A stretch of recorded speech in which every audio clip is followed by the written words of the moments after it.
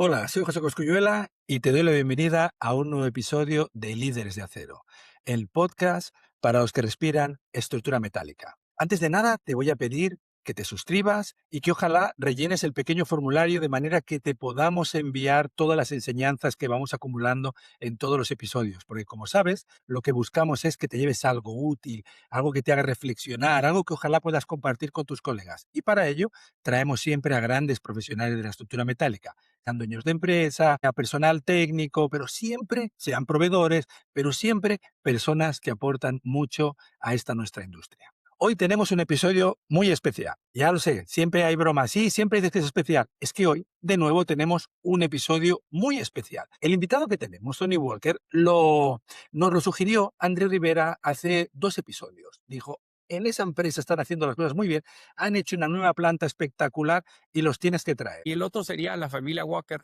que está en Mérida, que también han hecho una excelente inversión y labor en su última planta.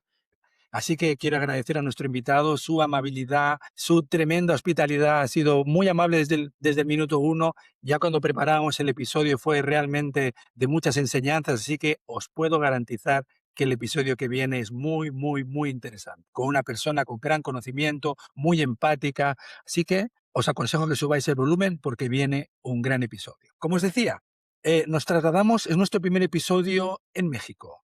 Y vamos a hablar con el director comercial de la empresa Metaltech de construcciones verticales. Es Tony Walker y es una persona, como os decía, que lleva la dirección comercial, es una empresa familiar, estamos hablando de tercera generación y de una empresa que está evolucionando muy, muy, muy rápidamente y a mi juicio en una dirección que ya es exitosa, pero que va camino de ser todavía mucho más exitosa. Así que, sin más dilación, le vamos a dar paso. Tony, ¿cómo estás? Buenos días. Bienvenida a Líderes de Acero. Hola José, muy bien, gracias a Dios. Agradezco muchísimo el espacio y a los escuchas que nos están escuchando. Pues al contrario, muchas, muchas gracias, porque ya digo, fue por tu amabilidad, por tu disponibilidad y por lo entretenido que fue preparar el episodio desde ya. Muchas, muchas gracias. Mira, si te parece, como hacemos en muchos de los episodios, podríamos empezar un poco por la historia de la compañía. ¿Te parece si nos puedes hablar de tu abuelo, de cómo fueron los orígenes, cómo arrancó Metaltech? Sí, con mucho gusto. Bueno, la empresa se remonta muchos años atrás ya. La empresa como tal en Mérida, Yucatán, tiene más de 40 años, pero todavía antes de eso mi abuelo vivió en Monterrey y mi padre y mi tío también son de Monterrey.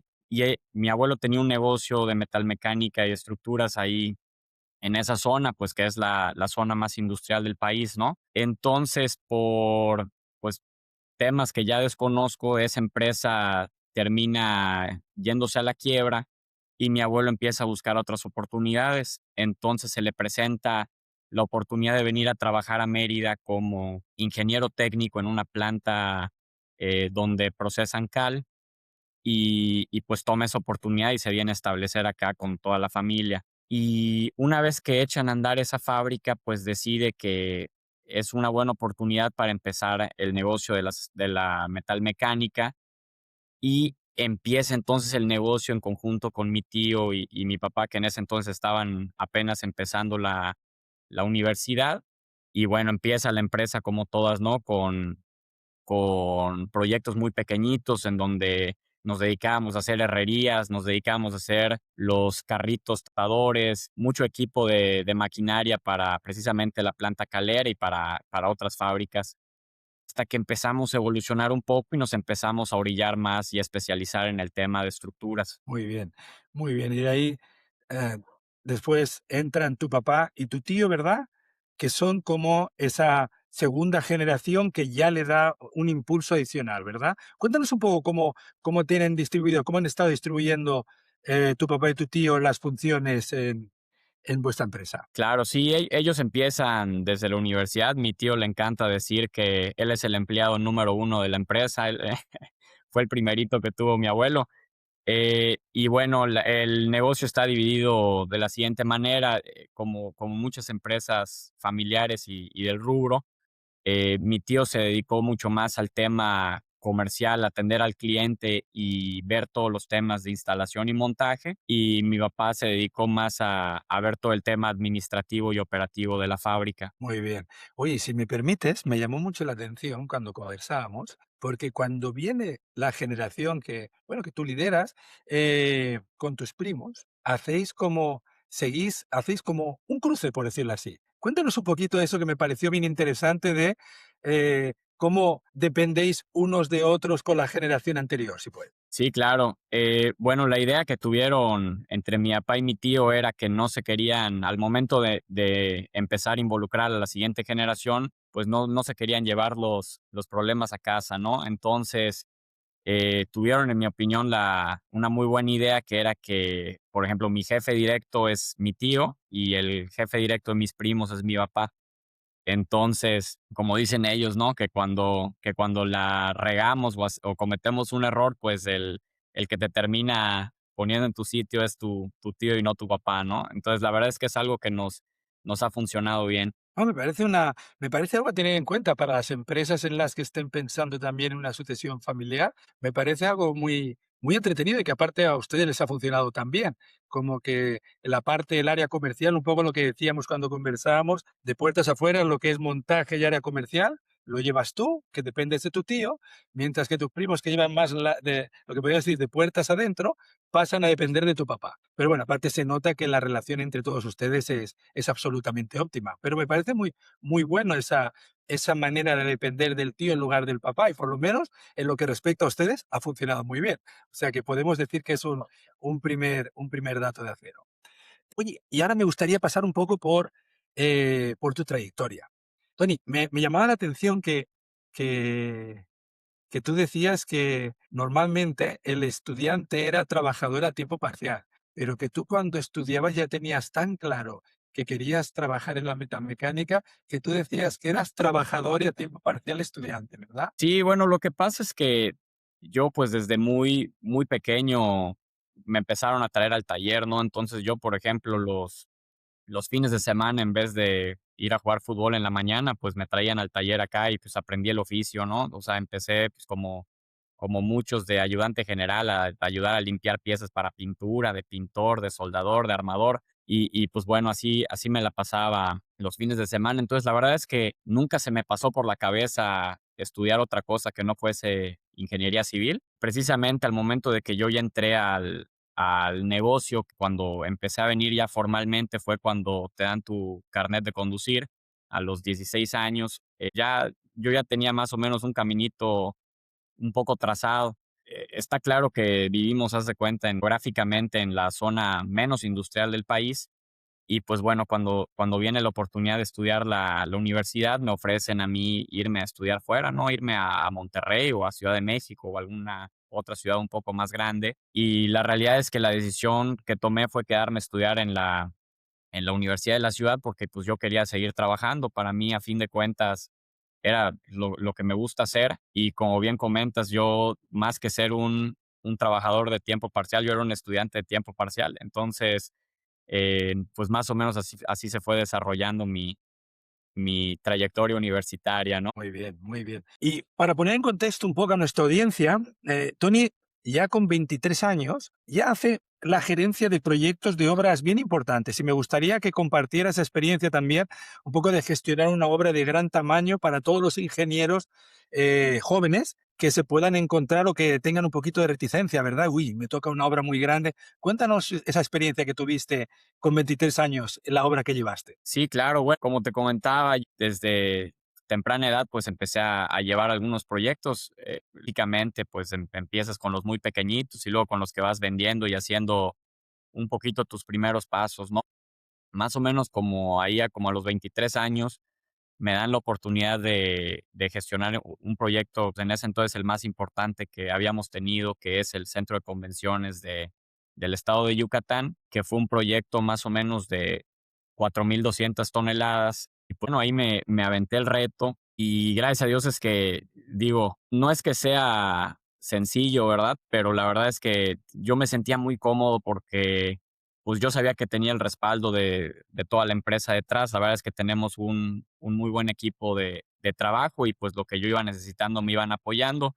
Como te platicaba, en ese sentido, pues el saberlo todo no es obligación, ¿no? Lo importante es tener el compromiso el compromiso y los pies en la tierra de saber preguntar para poder ir solucionando los problemas que se van presentando en el transcurso de la obra. Claro, muy bien. De hecho, me recuerda un poco a lo que nos decía Tula en un episodio anterior, que también decía, no hay que saberlo todo, hay que llegar con respuestas honestas y todo funciona. Y cada vez, y conforme vas entregando valor en esa gerencia de proyectos, entiendo que cada vez te confían más, cada vez te creen más, porque vas ganando ese crédito con las personas que te acompañan, ¿verdad? Sí, de acuerdo. O sea, a fin de cuentas, al cliente, pues evidentemente era un poco intimidante, ¿no? Entrar a las juntas que teníamos semanales en ese entonces, en donde pues todos son gente mayor y mucho más experimentada que yo, ¿no? Entonces, a fin de cuentas, de poco en poco, conforme le vas solucionando el problema a los clientes o les vas dando soluciones, pues empiezan a confiar un poco más en ti. Y la verdad es que con mucha gente con la que traté en ese entonces seguimos teniendo una excelente relación y pues nos abrió mucho las puertas a trabajar en nuevos proyectos. Súper, súper.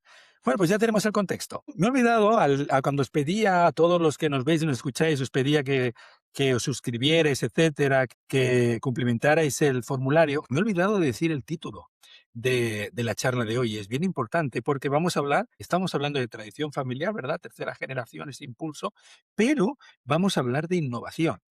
Porque Metaltech, ahora le preguntaremos un poco que nos haga contexto temporal, pero en el último año acaba de finalizar su nueva planta, una nueva planta de la que todo el mundo estos días me ha hablado maravillas, pero antes de llegar a todas esas innovaciones, que son muchas y creo que van a ser muchas y muy buenas lecciones aprendidas las que nos deja Tony, me gustaría que nos dieras un poquito el contexto de Metaltech, un poco esos 2 saltos quizá que ha tenido la empresa hasta llegar donde está. ¿Qué nos puedes comentar en esa línea temporal de cómo evoluciona la empresa? Sí, de acuerdo. Pues bueno, la empresa, en mi opinión, ha tenido dos saltos muy importantes que más o menos son recientes, en donde fue cuando empezamos a invertirle mucho al tema de maquinaria e innovación.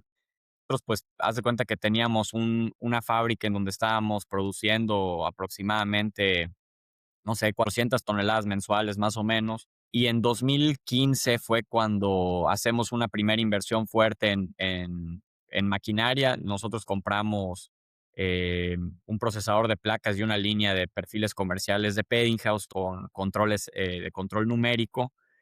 Y pues bueno, ahí es donde damos el primer salto importante, donde crecimos prácticamente al doble en capacidad. Empezamos a producir entre 1000 y 1200 toneladas mensuales. Y justo el año pasado, bueno, en marzo vamos a cumplir un año en esta nueva fábrica en donde pues estamos buscando también duplicar la producción. Nos mudamos a una fábrica mucho más grande en tamaño y también tuvimos inversiones importantes en maquinaria. Entonces, prácticamente compramos otro procesador de placas para procesar placas mucho más grandes. Compramos ahí un robot para el preensamble y soldadura de vigas de 3 placas.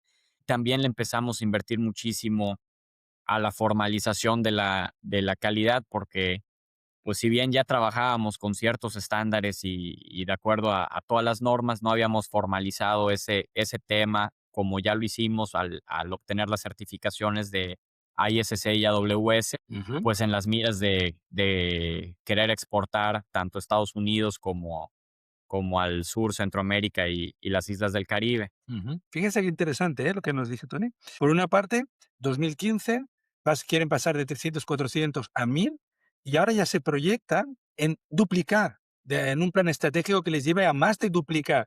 Y para eso, y me parece unas diferentes lecciones, dice, la nueva generación, ¿verdad? Sí, creo que fue así, que la nueva generación impulsa el tema de las certificaciones cara a ser más atractivos en la exportación de estructuras, ¿cierto? Sí, la verdad es que el haberlo formalizado sin duda es que te abre las puertas, sobre todo con clientes que no te conocen, ¿no? Y pues dicen, oye, y tú sí haces las cosas bien, y una cosa es decirlo y otra cosa es demostrarlo por una acreditación que pues ya te hicieron una auditoría y pues ya vieron que estás cumpliendo con todas las normas. Está perfecto y es otro tremendo dato de acero.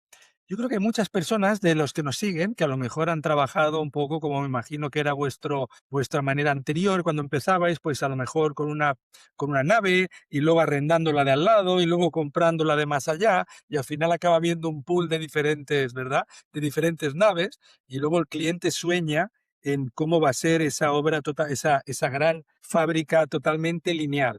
Y aquí creo que me gustaría que nos pudieras compartir algunos datos. ¿Qué criterios debe seguir una persona o una organización cuando piensa en ese sueño que tiene en esa nueva fábrica? ¿Qué podemos compartir con ellos? ¿Qué enseñanzas podéis compartir con ellos que sean importantes? Pues sin duda, como dices, o sea, no lo pudiste describir de mejor manera, o sea, pues en los talleres es natural, ¿no? Empiezas con una nave, luego empiezas a crecer y pues te vas adecuando realmente al terreno que tienes, ¿no? Entonces, sí, la verdad es que cuando empezamos este proyecto de mudarnos de fábrica, pues sí, pues ya empiezas a pensar en cómo la vas a diseñar de la manera más óptima para tener un proceso completamente lineal, líneas de producción bien pensadas en donde vas a manejar cierto tipo de productos. Y pues para mí lo más importante de todo es tener muchísima claridad en qué tipo de productos quieres estar produciendo. Entonces, una vez que defines ya tu producto, pues ya puedes empezar a diseñar tus líneas de producción de esa manera, ¿no? Para pues tener el arreglo lo mejor posible para ser completamente eficiente, ¿no? Entonces, como dice, o sea, muchas veces antes era, empieza el producto, se muda a la siguiente estación, luego regresa, luego se va a otra, luego... Entonces, un proceso lineal es mucho más sencillo y teniendo clarísimo el producto que tienes, pues ya va saliendo de una manera muy eficiente y organizada. Claro, sin duda mejoráis temas, como me comentabas, de tiempos muertos, de movimientos de material, ¿verdad? Como sería como un impacto directo que tiene, ¿verdad? Sí, correcto. O sea, para mí el cáncer de cualquier fábrica, ¿no? Y de cualquier línea de producción son los tiempos muertos y pues realmente también, o sea, todo lo que le metes al producto, soldadura, armado, pues es dinero que estás invirtiendo directamente en tu producto, que es lo que estás cobrando, ¿no? Pero los tiempos muertos, los retrabajos, las dobles maniobras, pues eso es dinero literalmente tirado a la basura porque no te lo van a pagar. Claro, claro. Ah, súper bueno. Entonces, tenemos que tener claro, quizá no querer hacer todo tipo de productos, sino pensar es a qué me voy a dedicar, qué producto es el que voy a hacer y voy a diseñar mi fábrica, ojalá, la mayor parte de mi producción encarado a eso. Esa sería, me parece me parece una reflexión súper importante para aquellos que estén en ese paso. Pero me imagino que tampoco es lo más fácil del mundo y lo más rápido del mundo pasar de la instalación anterior a esa mudanza. Igual sería bueno que les compartiéramos también, ¿no? ¿Cómo es un proceso de salir de la instalación anterior, irte a la fábrica, o sea, irte a la nueva, cómo es esa transición, cómo fue en vuestro caso, ¿qué nos puedes compartir? Yo creo que ese ha sido el reto más grande que hemos tenido como organización. O sea, fue un tema bien complicado, sobre todo porque en ese entonces fue un año en donde, gracias a Dios, tuvimos muchísimo trabajo. Y justo cuando estábamos en el proceso de mudanza, traíamos el proyecto más grande que hemos tenido en nuestra historia, ¿no? Entonces, el reto está en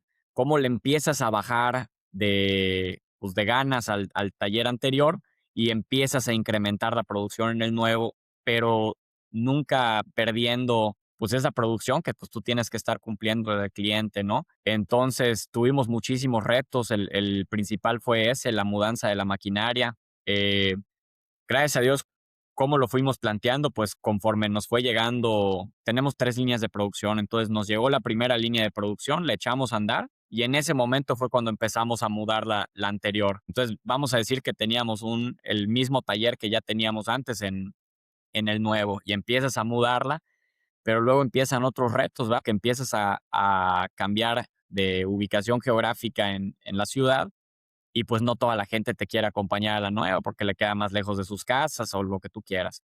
Entonces, va combinado también con un plan de capacitación muy robusto que ya tenemos, en donde, por ejemplo, a los ayudantes generales que entran al taller sin saber nada del oficio, los convertimos en soldadores certificados C, que pues esos son los que te soldan filetes, los convertimos en eso en más o menos un mes. Entonces empieza un plan de capacitación empieza el plan de la mudanza y ya una vez que terminamos pues la mudanza de maquinarias, pues ya empieza el proceso de empezar a capacitar a la gente para que se empiecen nosotros decimos enganchar, ¿no? A la nueva dinámica del taller. Entonces Importante, sí, fue un reto muy, muy bonito. qué importante lo que dices, Tony, porque claro, normalmente la nave anterior o las instalaciones anteriores están mucho más próximas a la ciudad va creciendo y casi se las come, pero también hace que sean más próximas a donde vive la persona. Normalmente te mudas mucho más kilómetros allá, pero hace que también sea más incómodo para algunas personas desplazarse, con lo cual uno piensa, bueno, me llevaré el equipo de A a B, pero puede haber personas que a lo mejor no quieran o les quede más lejos, con lo cual empiezas en otro ecosistema para el que requieres a la gente también, ¿no? Me parece algo que muchas veces quizá damos por supuesto, bueno, me voy a trasladar, vendrá todo mi equipo aquí, pero luego no es tanto así. O sea, que hay que tenerlo bien en cuenta esa parte, ¿no? Súper Sí, correcto. Y la verdad es que escuchas historias de muy bonitas, ¿no? De la gente que la hemos estado capacitando y pues te digo, o sea, que no sabían absolutamente nada del oficio y pues le das esa oportunidad de crecimiento y la verdad es que es gente que termina estando muy, muy agradecida y bueno, son historias muy, muy padres. recuerdo que tú me comentabas y, bueno, por favor, hazlo tú, que personas que habían colaborado en la construcción, cuando acaba la construcción de la planta, ¿qué ocurre con esas personas? Sí, bueno,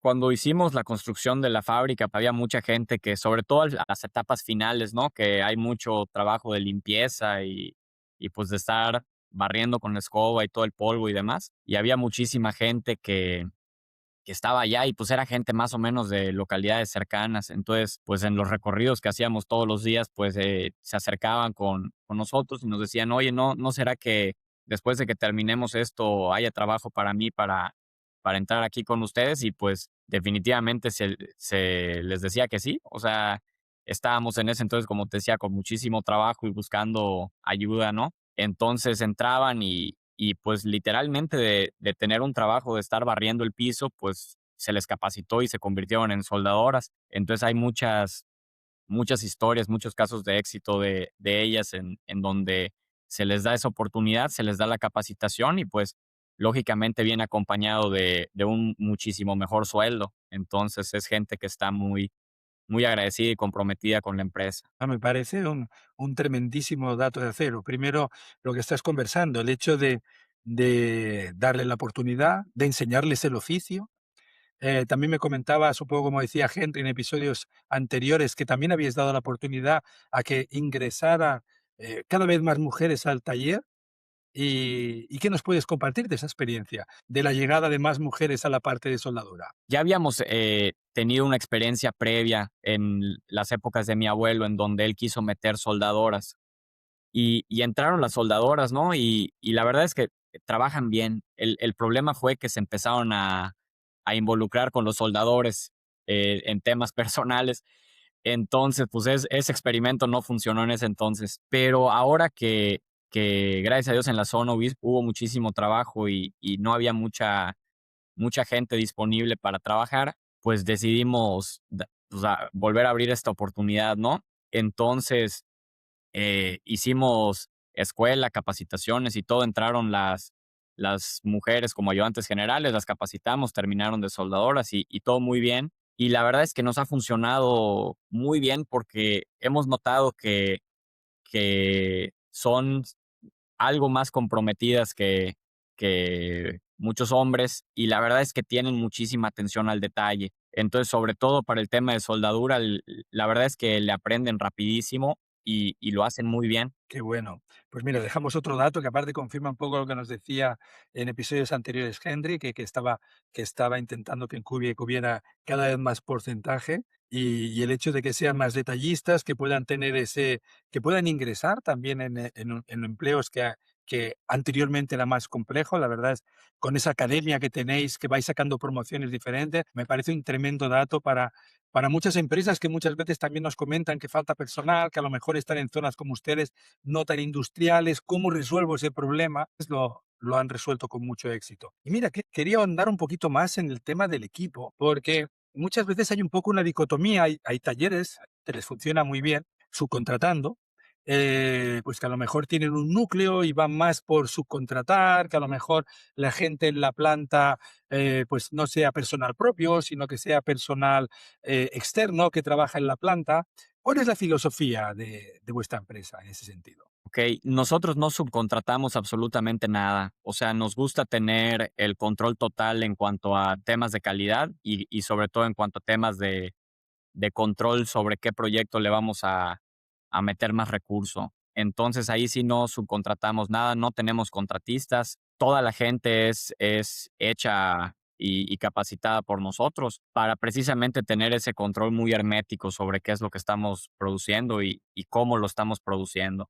Entonces muchas veces hemos notado que pues los contratistas a fin de cuentas están viendo la manera de avanzar lo más rápido posible al costo que sea, ¿no? Entonces, pues a nosotros definitivamente no es algo que estemos buscando ni nos gusta. Entiendo el por qué muchas empresas lo hacen. A fin de cuentas, estamos en un negocio que es muy cíclico y tenemos muchos picos, ¿no? Entonces, pues, a veces tienen una base pequeña y luego ese pico lo subcontratan, pero nosotros no, preferimos decir que no tenemos capacidad en ese momento a tener que estar recurriendo a subcontratos. Mira, o sea, vuestra filosofía es sí o sí que la calidad sea a la que estéis acostumbrados con la gente interna y si no llegáis a esa capacidad extra, preferís, mira, en este minuto no tengo la capacidad, pero sigo trabajando con mi gente, con mis procesos, con mi manera de hacer, con mi calidad.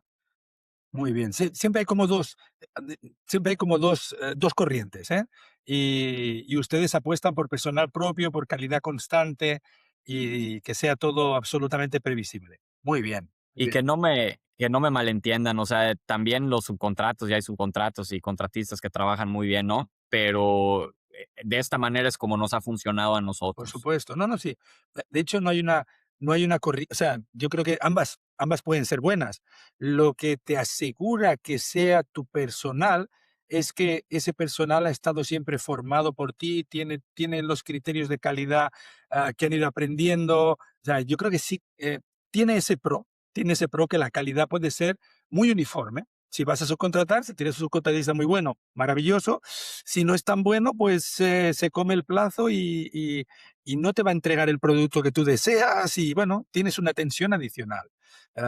Bueno, son Claro. 2 corrientes, pero ustedes apuestan sí o sí por formar equipo, por tener academia, muy bien.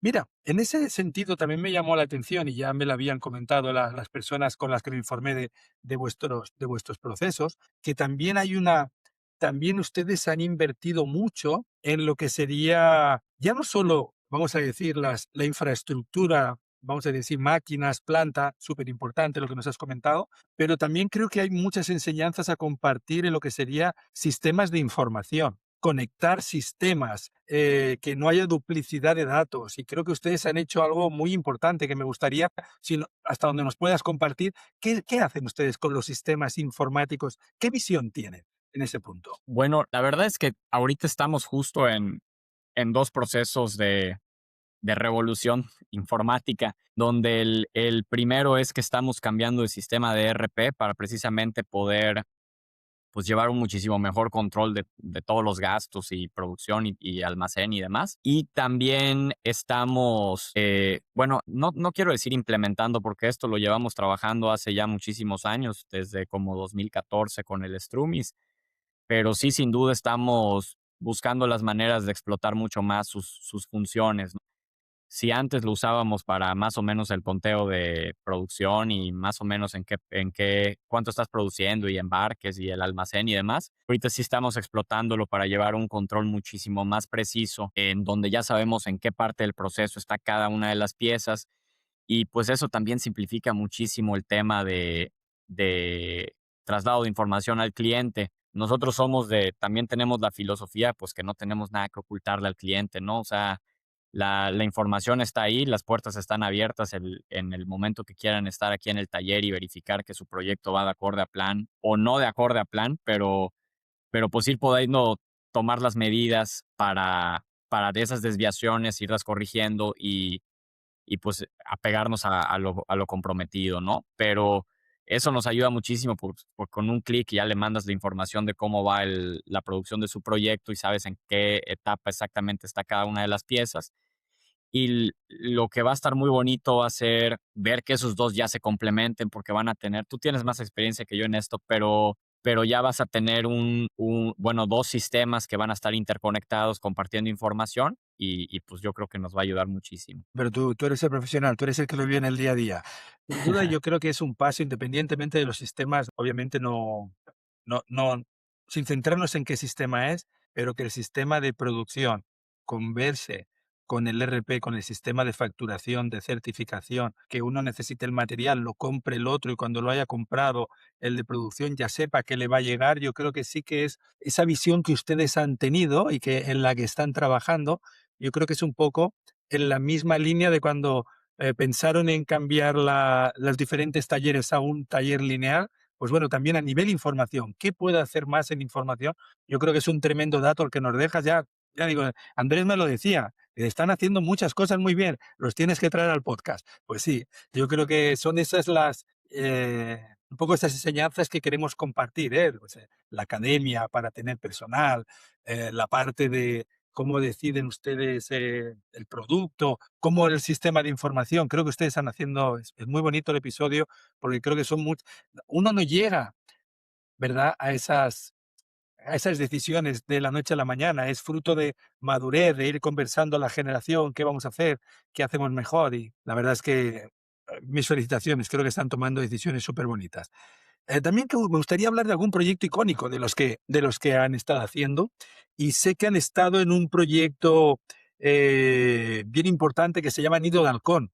¿Qué nos puedes compartir de ese proyecto? Bueno, el Nido del Halcón lo inauguraron hace bien poquito, yo creo que hace como un par de meses tal vez, pero es un proyecto que la verdad está muy bonito. A nosotros no nos había tocado trabajar en un estadio completo. Este es un estadio de, bueno, multiusos, pero me parece que principalmente va a ser de básquetbol. Y el proyecto se dividió en dos etapas. Entonces, la primera etapa fue todo el sistema de estacionamiento, que fueron 4 o 5 niveles de estacionamiento.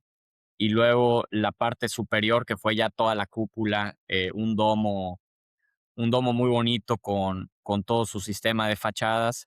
Y pues ahí sí que fueron muchísimos temas en un solo proyecto, porque también pasó justo en la etapa de la mudanza del taller y, y pues bueno, fueron de todo tipo de elementos. O sea, estás hablando de columnas de 4 placas soldadas, esto de vigas IPR, las fachadas eran pues tridimensionales, así un poco marcianas, ¿no? Esto de y bueno, el sistema de la cúpula, también estuvo muy bonito. Fueron unas armaduras curvas, pues, que a fin de cuentas el estadio está ubicado en Jalapa, pero el trasladar esas armaduras que tienen un peralte, pues, bastante más ancho de la capacidad del tráiler, ¿no? Entonces, el tema del transporte fue un reto el llegar allá con piezas preensambladas, pero pues tener que todavía terminar el armado final para armar las piezas de mucho más peralte y bueno, y luego cerramos con broche de oro poniendo un sistema de TPO, ¿no? Para garantizar que no va a tener ninguna filtración el domo, porque a fin de cuentas todo el sistema de piso era pura duela. Entonces, si eso originalmente tenía proyectado meter una cubierta de SCR, Standing Seam Roof, eh, pero ahí sí, a recomendación nuestra, logramos cambiar la especificación a TPO porque con un sistema de KR18 no veíamos la manera de poder impermeabilizar adecuadamente eh, la techumbre pues bueno, la cantidad de problemas que yo creo que hubiesen tenido con el piso que se hubiese humedecido y levantado seguramente. Oh, espectacular. Espectacular. Y esas obras tan complejas, y además tienen cambios, y además son un desafío tremendo, ¿no? Súper bueno. Mira, como te comentaba, eh, aunque estuvo Alex, que Alex, pues lógicamente trabaja en México, ahora tiene la planta en México, Alex Pellizzari, nos dejó un precioso episodio sobre su abuelo, pero tú eres nuestro primer invitado, vamos a decir, si me permite, 100% México. Entonces te quería preguntar, y más en el contexto que está todo ahora, ¿cómo está el mercado mexicano en este minuto? Para los que nos ven y nos escuchan, ¿cómo pulsáis el mercado en este minuto? Pues mira, estamos en una situación un poco complicada ahora. La verdad es que veníamos de de 2 años muy, muy buenos. Después de la pandemia fueron años muy buenos. Un buen amigo mío me estaba platicando que se dedica a lo mismo que nosotros, solo que en Monterrey, me estaba platicando que regresando de la pandemia, él veía que en la pandemia fue un bajón muy importante y luego una subida también muy importante y rápida. Y entonces ahorita estamos en ese proceso en donde ya volvió a bajar. El año pasado, dando con muchos amigos y por decisiones también yo creo muy políticas, hubo una reducción en el mercado más o menos de entre un 25 y 30%. Entonces, ahorita estamos en esa parte en donde estamos identificando que está empezando a subir. Sin embargo, no está subiendo al ritmo de como cuando regresamos de la pandemia, está subiendo gradualmente, pero pues bueno, todo lo que vaya en su vida, a fin de cuentas, son buenas noticias, ¿no? Entonces esperemos que con las negociaciones del Tratado de Libre Comercio mejore mucho el contexto de exportación a los Estados Unidos y pues vuelva a levantar un poquito el tema de la industria. Claro, claro. Ha sido un año bien complejo, bueno, está siendo un año bien complejo, lógicamente. Pero bueno, ustedes ya han ido dando pasos para ser cada vez, claro, ustedes tenían también una mirada muy puesta, entiendo, en Estados Unidos, quizá también un poco Caribe, pero sobre todo Estados Unidos. Entonces, claro, las circunstancias también eran un poco impredecibles que iban a ser así. Pero bueno, cada vez están más preparados, ¿verdad? Para cuando sea el momento ser lo más atractivos posibles para ese mercado. Sí, correcto. O sea, nosotros sin duda tenemos esa visión de querer entrar al mercado estadounidense por situaciones pues un poquito ajenas a nosotros. No se ha podido, pero pues bueno, ya tenemos los tenis puestos para el maratón, ¿no? O sea, ya estamos preparados y cuando el contexto político mejore, pues esperemos que podamos meter allá un pie a ese mercado. Y mientras tanto, pues estamos buscando otras opciones. O sea, afortunadamente en la región tenemos trabajo y ahorita estamos también incursionando proyectos en las islas del Caribe. Ahorita tenemos un proyecto, por ejemplo, en Jamaica. Muy bien, muy bien. Entonces, seguir la expansión mientras se espera un acercamiento más grande a Estados Unidos. Perfecto. Oye, me había olvidado, cuando hemos empezado la conversación, hablábamos de que venía una nueva generación, pero no te he preguntado por ellos. Cuéntanos un poquito quiénes son esa nueva generación que viene en tu empresa contigo, esa tercera generación, ¿quién la compone? De acuerdo. Bueno, la siguiente generación estamos, de parte de mi familia somos dos, yo y mi hermano Esteban, que ambos estamos viendo el tema comercial. Y del otro lado de la familia de mi tío está mi primo Jorge y mi primo Diego, en donde Diego está trabajando muy de la mano con mi papá en todo el tema administrativo y un poquito más operativo del taller. Y está mi primo Jorge que él está viendo otra división de negocio que tenemos, que es la división comercial, en donde comercializamos acero y también tenemos una fábrica de perfiles laminados. Entonces, fabricamos polín, Muy montén, bien. rolamos el polín, rolamos todo tipo de láminas. Entonces, él se dedica un poquito más esa división comercial. Súper, súper, perfecto. Muy bien. Y como sabes, tenemos bueno, datos, la verdad es que nos has dado un montón de datos. Y te lo quería agradecer. eh, Desde como hacíamos, como recapitulábamos, desde cómo veis vosotros la formación interna, pero sí que creo que me gustaría, porque que nos hablaras un poquito de tu equipo. Porque tú nos comentabas, la importancia que le dais a hacerlo todo in-house. Entonces, ¿cómo visualizas tú tu equipo? ¿Cómo es el equipo que tenéis? ¿Y qué buscáis? ¿Cómo formáis el equipo? Bueno, nosotros el equipo que tenemos, como bien dices, nos gusta tener el control en cada etapa del proceso. Tenemos un departamento de diseño estructural, de ingeniería de taller también. Hacemos los planos de taller in-house también. Pues lógicamente todo el equipo eh, de taller, montaje y laminación. Algo que nos ha funcionado bien es que, por ejemplo, todos nuestros líderes o la gran mayoría de los líderes de departamento es gente que empezó con nosotros desde sus prácticas profesionales. Entonces, sí tenemos pues más bien los que estuvieron de líderes en ese momento tuvieron esa vocación de enseñarle muy bien a la siguiente generación que venía empujando y conforme, pues, ellos se fueron jubilando, retirando, lo que sea, pues, ya traían esa parrilla de reemplazo, y te digo que es gente que está muy comprometida con la empresa pues, se la saben ya de todas, todas. Muy Entonces, sí. Fantástico, pues sí, o sea, vosotros sois, sin duda, sois también, sois una academia en todo, en formar a las personas que luego acaben, que tengan su promoción y acaben siendo líderes. Me parece un buenísimo dato. Y mira, ya estamos ya finalizando, pero sabes que tenemos una sección. Un poco como vino el testigo de Andrés, que me dijo, José, tienes que traerlos y sin duda tenía razón.